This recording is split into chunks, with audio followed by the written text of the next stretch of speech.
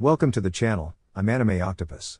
Here, we explore the world of anime fanfiction, diving into epic battles, alternate storylines, and what-if scenarios. Today, we're looking at an unforgettable showdown, Madara vs Naruko.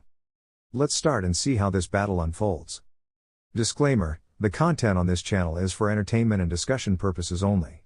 I do not own any of the anime footage used in my videos. All rights and credits go to their respective creators and copyright holders. For the greater good, Naruko's story. Stop teasing the little creatures, Naruko, they bore me. Let's finish this and bring harmony to the world, said Madara with a serious tone. Whatever you say, grandfather. Honestly, I was starting to feel the same way. Who would have thought that the leaders of all the villages would tire so easily?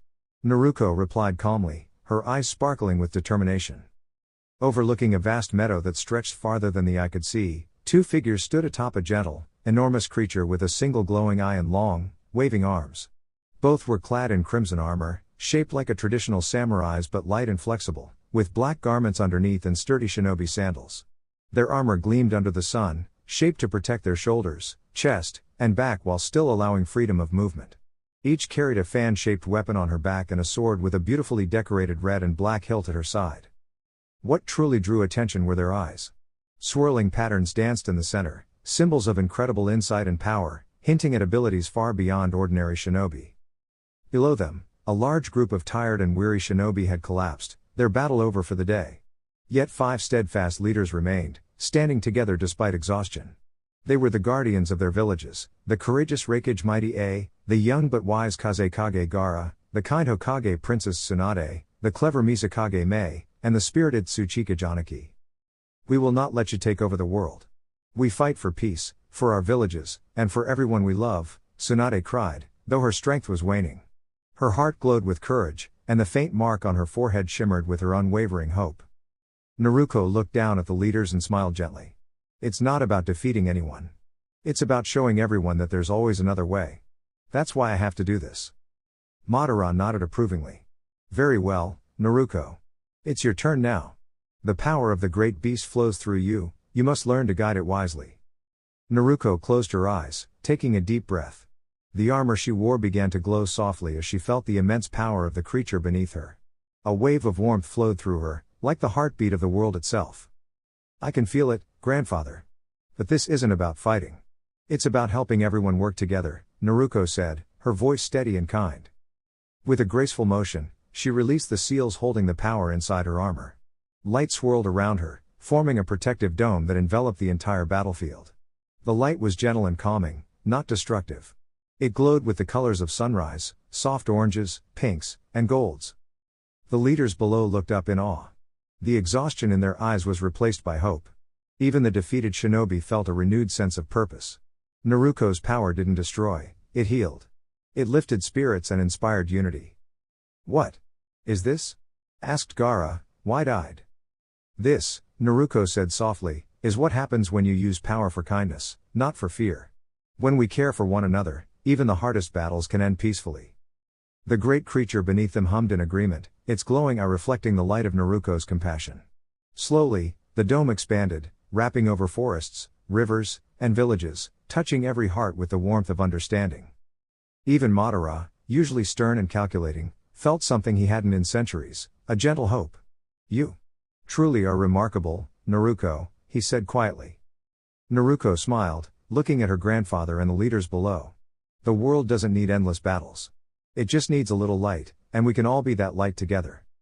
And in that glowing meadow, with the wind carrying whispers of peace and laughter, the world began to heal. Every heart, strong or weak, young or old, felt the promise of a brighter tomorrow. You have insulted my purpose, mortal. You have broken the laws meant to govern this world. You defile the balance, and I, the god of death, cannot allow this to go unpunished. Where is Madara? Naruko sat up, unafraid, her violet eyes shining with determination. That fool is gone, the Shinigami replied. And why am I still here? Because you still carry hope. You understand mercy, forgiveness, and the meaning of protecting others. Unlike him, your heart can change the world. You are a descendant of Madara, yes, but also of Hashirama. Do not forget the light within you, even when shadows surround you. Naruko shook her head. Even if you speak the truth, it is too late. I have made mistakes, too many to count. No matter what I do now, I cannot undo the past. I cannot save the world from its pain anymore. Nothing is impossible, the Shinigami said gently. Imagine if you could go back, before all the pain began. Imagine if you could guide your younger self, shape the future, and bring peace to the world. Naruko's small hands clenched. I would move mountains to do that. Can you? Can you send me back? I can, but you must promise one thing. You must stop your grandfather and anyone who would bring suffering to the world, no matter the cost. I swear it. Then you will return to the moment everything changed, when you and your sister first sparred, when you first decided you would never be second, when you vowed to be recognized and respected by all. I'm going to be 6 years old again? Yes. But you will carry all your knowledge, your strength, and your heart with you. You will have everything you need. Thank you for giving me this chance. Good luck, Naruko. Remember, your grandfather was powerful, but your heart can surpass him. I will surpass him, she said firmly. The Shinigami placed a hand on her forehead, and a brilliant white light wrapped around her. Dash. Naruko. Naruko. Naruko.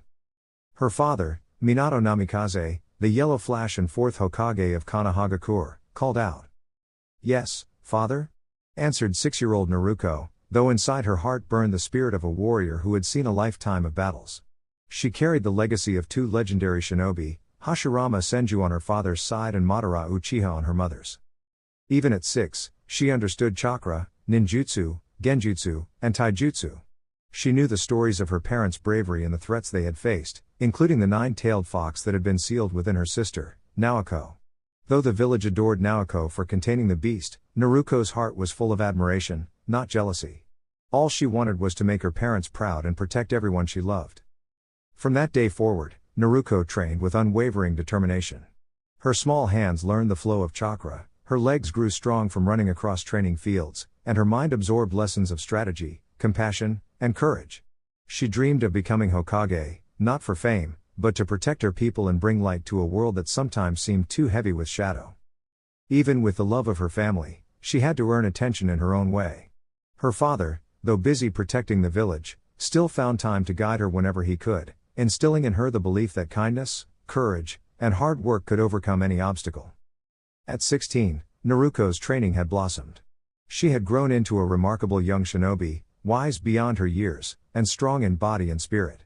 She faced her grandfather, Madara, who sought to shape the world in his image. Listen to me, Naruko, Madara said, his voice calm but commanding. I know your power, and I share a dream with you, a world without pain. You are Madara Uchiha. You do not understand peace, Naruko replied, standing tall, her eyes unwavering. I am your grandfather, he said softly. I want to protect the ones you love.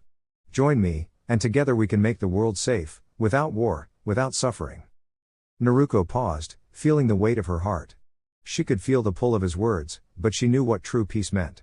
True peace wasn't about control or fear, it was about protecting, loving, and choosing the right path, even when it was hard.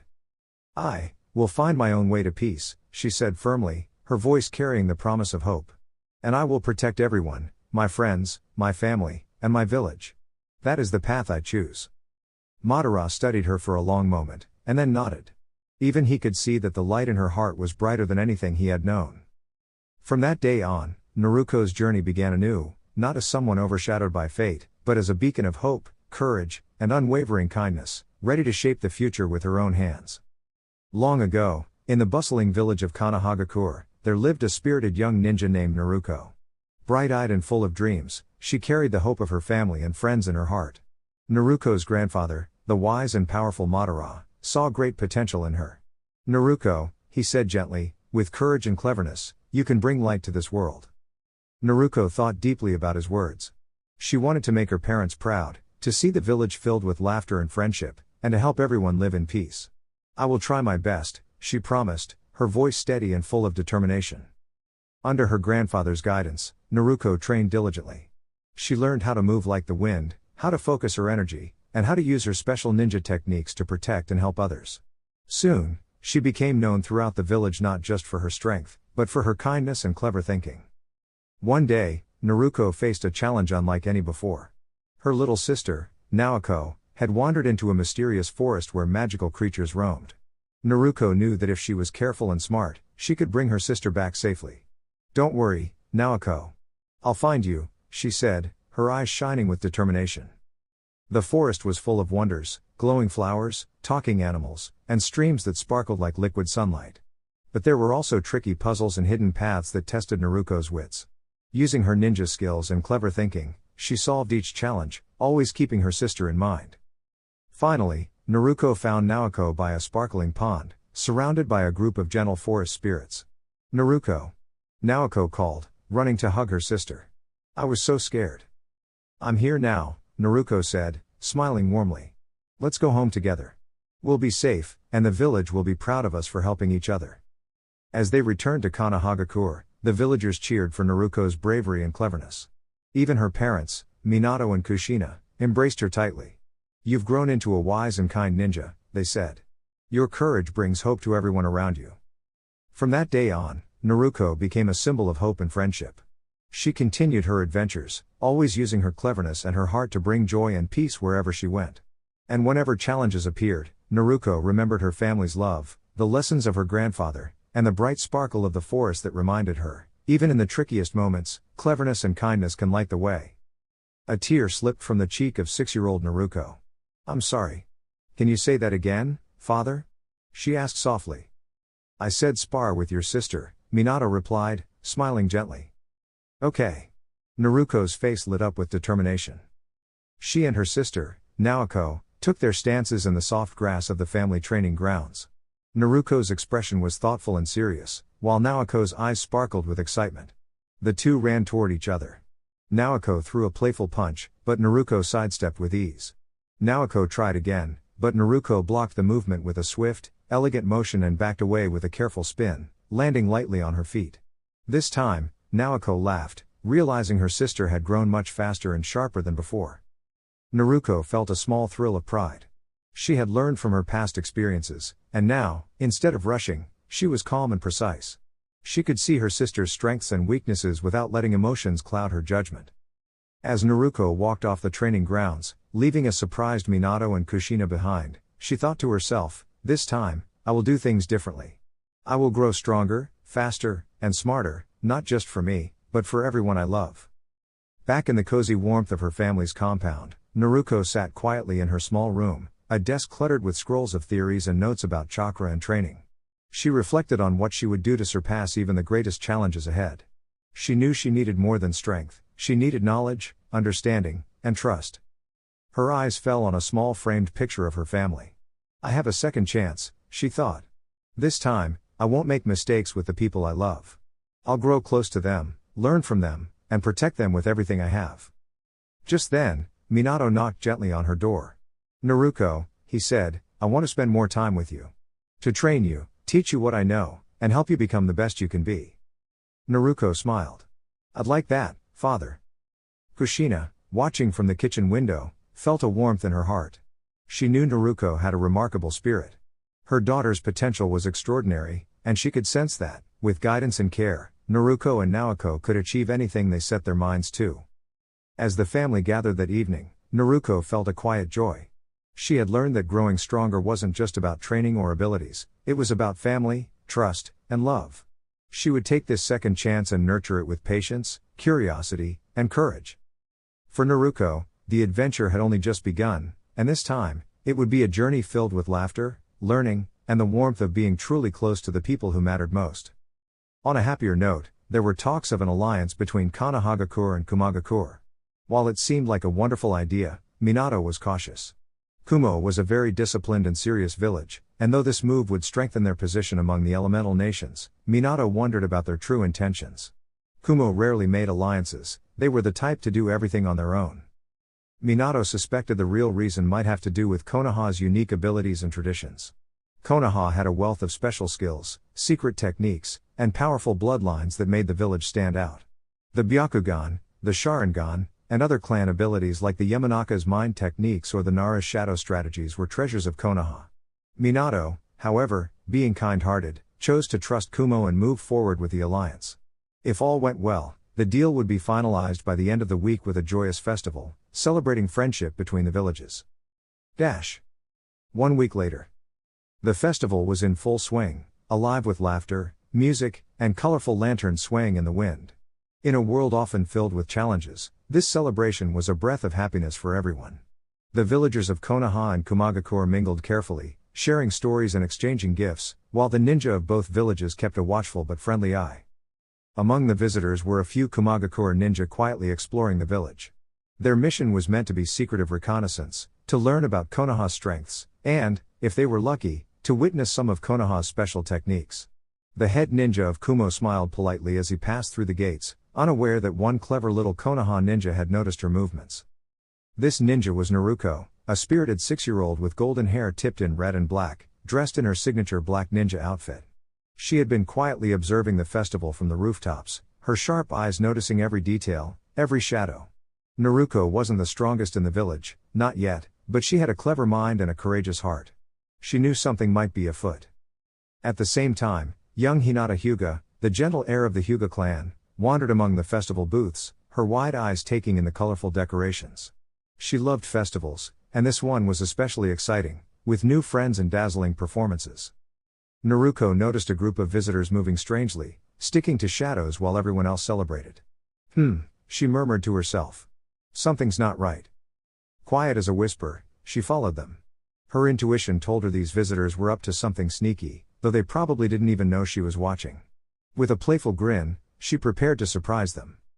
Stop right there. Naruko called out, stepping into the light. The Kumagakure ninja turned, startled to see a single small child standing so boldly before them. We don't want to hurt anyone, said one politely. Just come with us, and you'll be a hero in our village. Naruko laughed, a confident little laugh. You really think I'd let you sneak around like that? Come on. If you're so clever, let's see how well you can keep up. In a blink, Naruko had vanished and reappeared on a rooftop, then in the festival crowd, then behind a tent, leaving the visitors confused but unharmed. Using her clever ninja techniques, she gently guided Hinata away from the crowd, keeping her safe and hidden. Follow me, Hinata, Naruko whispered, tugging the girl along. Don't worry, I've got this. You'll be safe. The Kumagakure ninja, realizing their plan had been foiled, looked around in surprise, only to find Naruko already a few steps ahead, guiding Hinata with calm precision. Naruko's eyes sparkled with determination, her cleverness and quick thinking had turned the tables without a single harsh word or act. By the time the Kumagakure visitors realized what had happened, Naruko had safely returned Hinata to the Hyuga family, who were overjoyed and grateful. Minato, seeing Naruko's bravery from a distance, smiled warmly. The little girl had reminded everyone that courage, cleverness, and kindness were often stronger than any plan or trick. The festival continued, brighter and happier than ever, with laughter and joy spreading through the village. Naruko stood quietly on a rooftop, watching her friends celebrate, her heart light. She knew she had made a difference, and that sometimes, being clever and kind was the greatest adventure of all. While Naruko was exploring the outskirts of the village, tracking the mysterious Kumo ninja who had been sneaking around, her father Hiashi immediately noticed she was missing. His heart skipped a beat. Without wasting a moment, he hurried to inform the Hokage that his daughter had wandered off. At that moment, Minato understood the urgency. The Kumo ninja had been sneaky, trying to discover the secrets of the Byakugan, the treasured ability of the Hyuga clan. But Minato was calm and determined. He called in the village's elite team and instructed them to form squads to guard the village gates. He turned to his student Kakashi and said, "Track them down with your dogs. Find Naruko and bring her back safely." With the retrieval party ready, and Kakashi confirming the Kumo ninja's direction, they dashed off.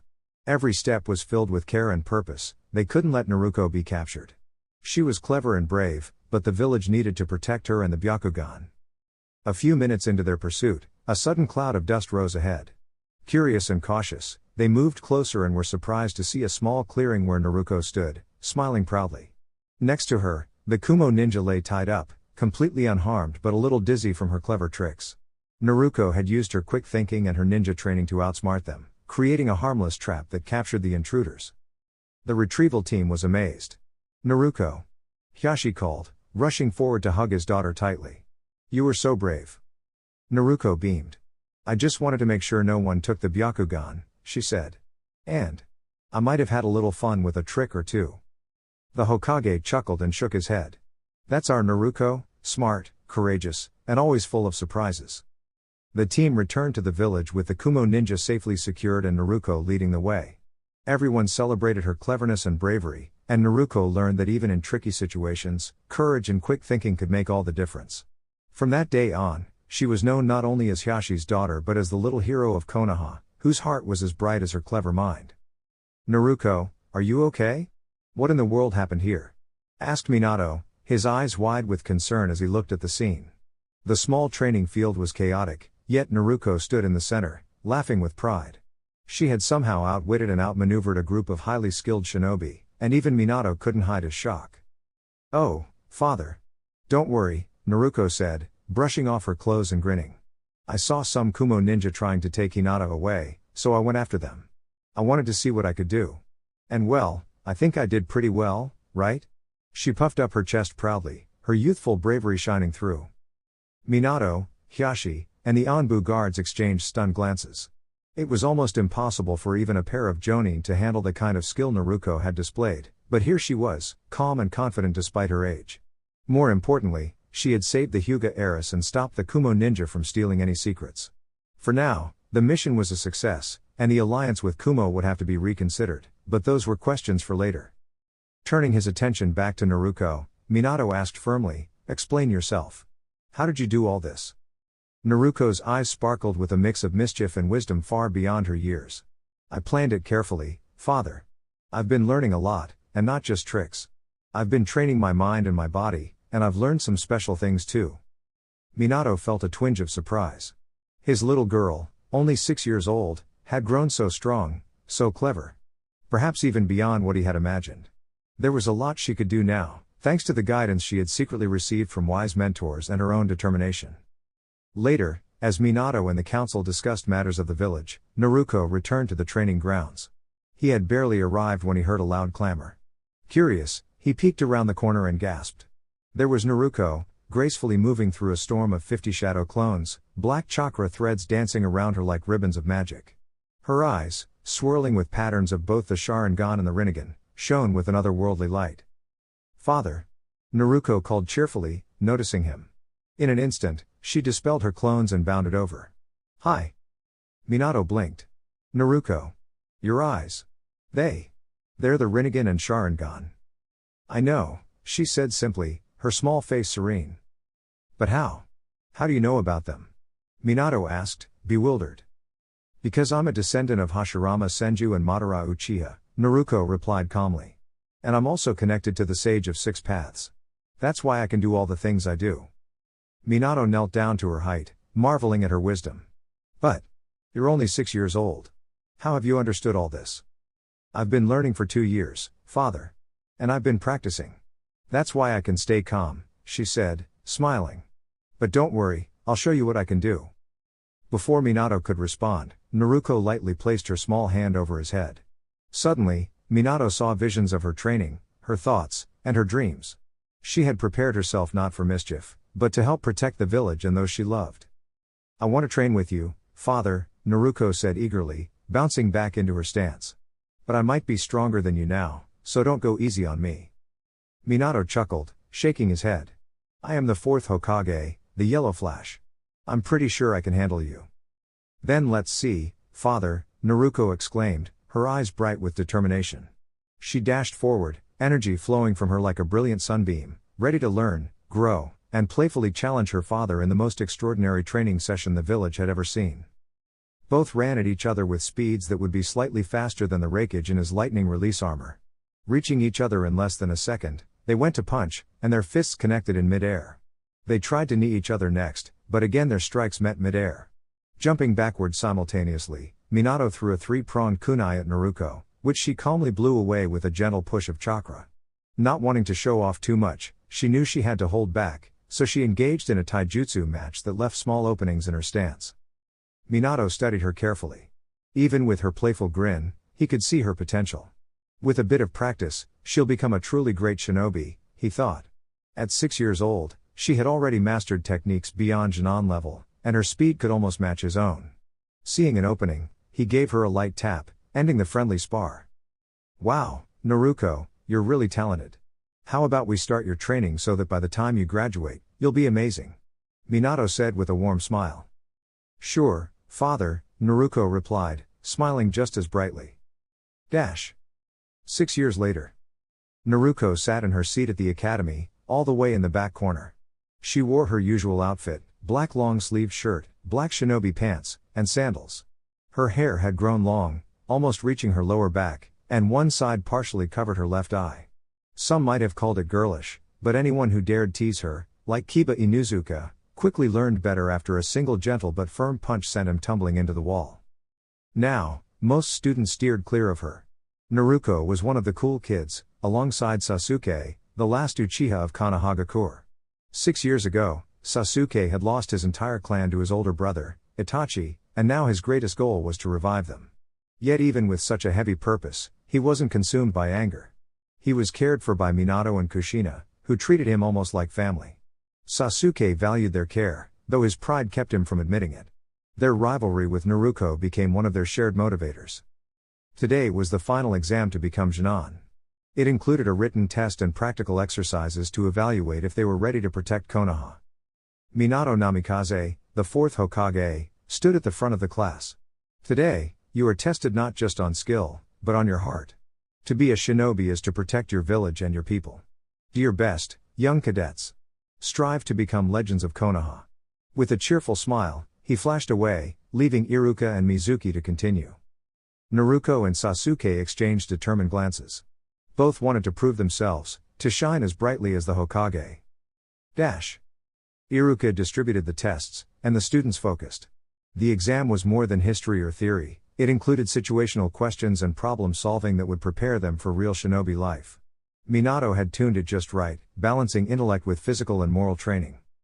After about half an hour, the written exam was finished. Students moved on to practical exercises, shuriken and kunai throws, sparring, and jutsu demonstrations. Naruko performed every test perfectly, her skill shining.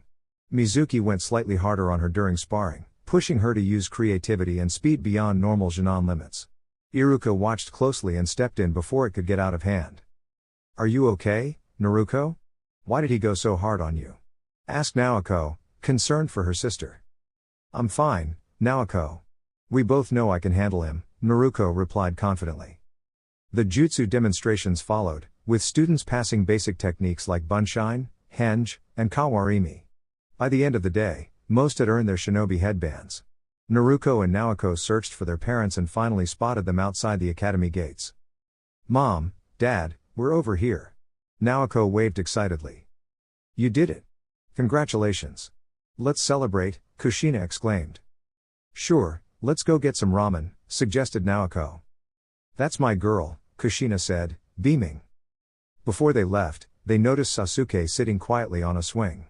Minato approached him. "Sasuke, come on. You're part of the family now. Let's celebrate with ramen." Sasuke hesitated but finally smiled. "Thank you, sir." The group walked toward Ichiraku Ramen.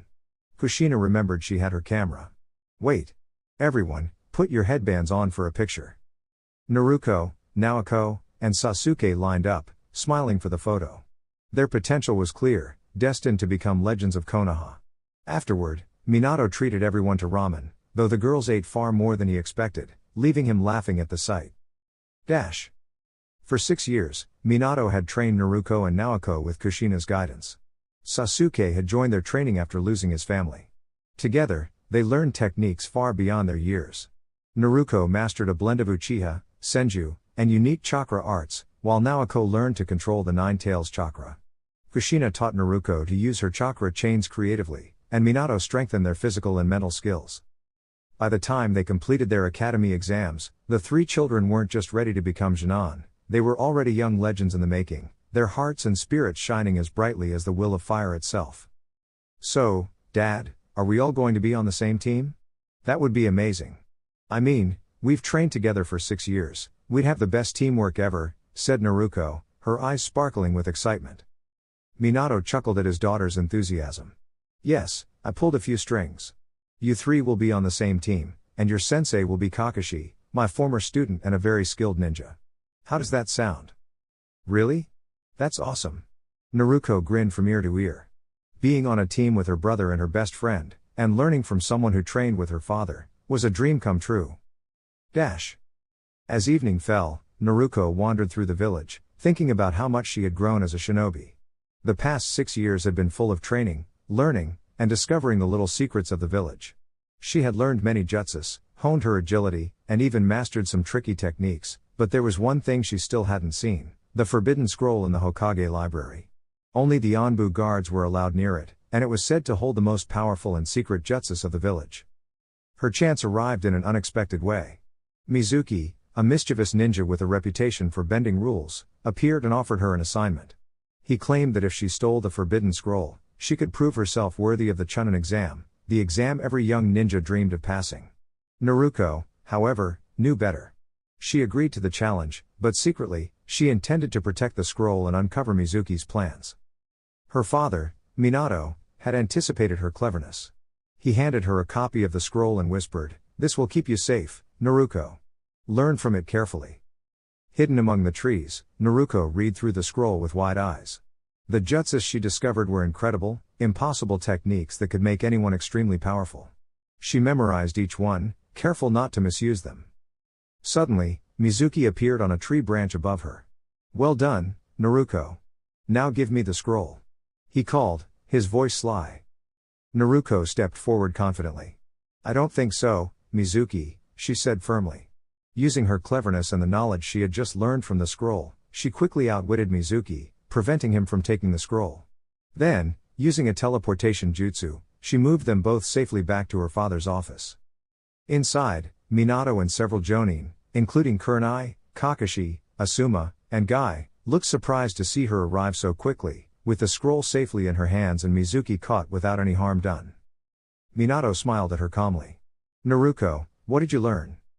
Mizuki wanted the scroll for Orochimaru, Naruko explained, holding the scroll carefully. He promised Mizuki power, but he didn't know where to go. Orochimaru just said to grab the scroll and bring it back. "I memorized everything so no one could misuse it." Minato nodded. "Good work, Naruko. You handled this with intelligence and care. This will count as a B-ranked mission on your record. I'm proud of you." Naruko smiled, feeling proud of herself. "Thank you, father. I'll keep training and get even stronger. Right, Kakashi-sensei?" Kakashi, leaning casually against a desk, gave her a small nod. "Right. But remember, Naruko, the strongest ninja isn't just the one who knows powerful jutsus, it's the one who knows when and how to use them wisely." Naruko's eyes sparkled with determination. She knew her adventure was just beginning, and with her friends and family by her side, she was ready for anything. Iruka was in his classroom with the new Genin who had just graduated, ready to call out the teams that the Hokage had assigned. Yesterday, the Jonin had tried to make requests for specific students because this year's class was filled with high-potential shinobi. Many wanted the last Uchiha, the container of the 9 tails, and the genius Naruko, who had displayed incredible talent even at a young age. But all of those choices had already been reserved for the last surviving student of the 4th Hokage, Hatake Kakashi, the copycat ninja. Many of the other Jonin were happy with their teams. Kurenai got Hinata, Shino, and Kiba. Asuma received the next generation of the Ino Shikacho trio, and the rest of the teams were well balanced. Minato believed that these assignments would foster teamwork, and now it was time for the Jonin sensei to introduce themselves and see their students before giving their evaluations. Currently, the newly formed Team 7 was waiting for Kakashi, who was already 3 hours late. Suddenly, the sliding doors opened to reveal the silver-haired Jonin, until he was suddenly pushed into the wall by a giant chakra-formed fist. "You're late, Kakashi," shouted all 3 of his new students at once. At first, Kakashi had been honored to teach the children of his own teacher and the last Uchiha to honor his late friend Obito. But now, he was nervous. This 12-year-old girl had just shoved him into a wall with a hand made entirely of chakra. She had Kushina Uzumaki's temper in full force, and Kakashi remembered all too well what that could mean. "Ow," he murmured as the fist dissipated. "We will not tolerate tardiness, Kakashi," Naruko said firmly. "If you are late one more time, we will destroy you." Ignoring them, Kakashi said, "Meet me on the roof, and shunshine to the top." The 3 followed, slightly surprised but impressed. "Well, introduce yourselves," Kakashi said. "But we already know you, Kakashi," Naoko said. "You're basically like an uncle to us. You come to our house almost every week and help train us." "Fine," Kakashi replied. "Meet me at the usual training ground tomorrow." The next day, they arrived at their usual training ground, each with their shinobi equipment. Though it didn't look like much at first, it was carefully prepared. Each wore black fingerless gloves, and all had swords, because they were being trained by the village's finest swordswoman, Kushina Uzumaki. Naruko wore her standard shinobi pants and sandals. Her long-sleeved shirt and headband with black cloth were familiar, but her hair had grown long, flowing down to her lower back. Bandages wrapped around her lower legs, and she had holsters strapped to each leg, one for kunai and shuriken, the other for scrolls carrying a survival backpack and additional weapons she could summon with her chakra. A seal on each glove held her gunbai and her trusted sword. Naoko had her red headband wrapped around her forehead, black shinobi pants and sandals with ankle bandages, and a fishnet shirt under her black vest that revealed her belly button. She carried a pouch on her back with her equipment, and a seal on her right glove held her sword. Sasuke looked similar to Naruko, except his hair was shorter and he carried only one holster on his left leg. All three looked like professional shinobi, far beyond fresh graduates from the academy. Kakashi noticed immediately. He was eager to test their skills to see how far Kushina and his teacher's training had taken them. Perhaps they wouldn't have to endure the tedious D-ranked missions that most teams began with. "Hey, guys," Kakashi said, surprising the trio by appearing from a tree. "It's time to see how strong you've become. Let's get started." He lifted the headband covering his Sharingan, revealing the crimson eye. Kakashi had been warned by his teacher, all three were strong, likely at least Chunin level, but Naruko was the most unpredictable, hiding strength far beyond what she let on. The battle began immediately. All three launched shuriken while forming hand signs. Naruko shouted, "Shuriken Shadow Clone Technique." Her shuriken multiplied into hundreds. At the same time, Naoko and Sasuke shouted, "Fire Style, Fireball Jutsu." Their combined attack sent a wave of fiery projectiles toward Kakashi. Kakashi was quick to react, vanishing from sight, but Naruko sensed him coming from underground. "Below," she shouted, and the trio leapt as Kakashi's hands erupted from the earth, followed by his body. Naruko channeled chakra into her fingers, creating wind blades that sliced through the air, revealing only an earth-style clone. Shuriken flew toward Sasuke, who deflected them with a kunai. He threw a larger kunai imbued with a high-powered explosive seal. Naoko felt a mental poke at the back of her mind, dispelling a genjutsu and drawing her sword. She sensed Kakashi's chakra was different, and instinctively activated her first tail by Juu form. A red chakra cloak enveloped her, propelling her away just as the Kakashi clone exploded. Naruko activated her chakra scalpels, a special technique she had learned from a Senju scroll authored by Tsunade and Hashirama Senju. Alongside this, she had mastered many clever ways to control her chakra and use medical ninjutsu, just like the legendary Senju had invented. Suddenly, Kakashi charged at her with his signature lightning hand technique. But Naruko giggled and turned intangible just in time. Kakashi's hand passed right through her. She twirled gracefully and swiped at Kakashi's legs, but he jumped over her attack. Not to be outdone, Kakashi drew two kunai and infused them with lightning chakra. Her friends Naoko and Sasuke tensed, feeling cautious. Naruko, however, remembered her past lessons and stayed calm. She knew that Kakashi had more strength than he was showing, so she simply stood in a defensive stance, ready for anything. Kakashi advanced, gently nudging Naoko and Sasuke aside with clever kicks. He swung his lightning-infused kunai at Naruko, but she simply let the weapon slip through her body like water. Then, with a small laugh, Naruko used her Shinra Tensei, a gentle push of chakra, to send Kakashi backward. When she touched the ground, a tiny flower sprouted at Kakashi's feet. From it, magical wooden tentacles grew and playfully chased him around. Then Naruko opened her scroll of weapons, and in a puff of smoke, 12 different tools appeared: swords, axes, shuriken, and even a large kusarigama. Tiny wooden tentacles grabbed the handles, creating a curious, moving puzzle for Kakashi to navigate. Naruko crossed her arms, watching calmly as Naoko and Sasuke rejoined her side. They all giggled a little, watching Kakashi jump and dodge the floating weapons. Then, in a grand display of skill, Kakashi summoned a mighty water dragon to try and push back the wooden tentacles. The water roared forward, but Naruko raised her protective Susanoo around herself and her friends. The Susanoo stood strong, and the water splashed harmlessly against it. On the other side of the field, Kakashi suddenly stopped. Naruko had quietly used a gentle genjutsu, showing him a memory of a time when he had felt he had failed a friend. Kakashi's eyes softened, and he fell to his knees, touched by the lesson of kindness and care, rather than anger or defeat. Naoko and Sasuke watched, puzzled. Naruko, What did you do? Naoko asked, a little worried. I showed him his most important memory, Naruko explained simply. Naoko lightly punched Naruko's arm. You can't just do that. What if he didn't want to see it? Naruko shrugged with a small smile. I think he needed it. Don't worry, he's okay. Kakashi stood up, brushing off the experience. I'm fine, really. Thank you, Naruko. And maybe you can teach me that technique sometime, he said with a soft smile, hiding how much the memory had affected him. All right, Naruko said cheerfully. Now, let's go see if Dad can give us a mission to start our training for real. As they walked through the village, villagers congratulated them on becoming young shinobi, and some admirers came up to Naoko, Sasuke, and Naruko. But Naruko only smiled politely. She wasn't looking for fans, she wanted adventure and a challenge, the chance to become a true shinobi who could protect others. At the Hokage's office, Minato waved at them. Hey Naruko, Naoko, Sasuke. How did your test go? Father, I might have used a forbidden technique on Kakashi-sensei, Naruko said honestly. Minato raised an eyebrow. You what?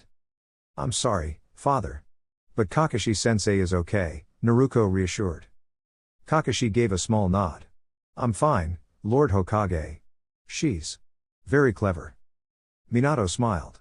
Well, it sounds like you all did well. And yes, there's a mission for you. A simple escort to the Land of Waves. You'll protect a bridge builder along the way. Nothing too dangerous, but perfect for your first real mission. Thanks, father. They all chorused. Naruko's eyes sparkled. A first mission, a chance to test her skills, and an adventure with her friends. She knew that this was only the beginning of her journey as a shinobi, and she couldn't wait to see what exciting days lay ahead. Who are the shorties? Asked an old man with a towel around his neck, sipping his drink by the roadside.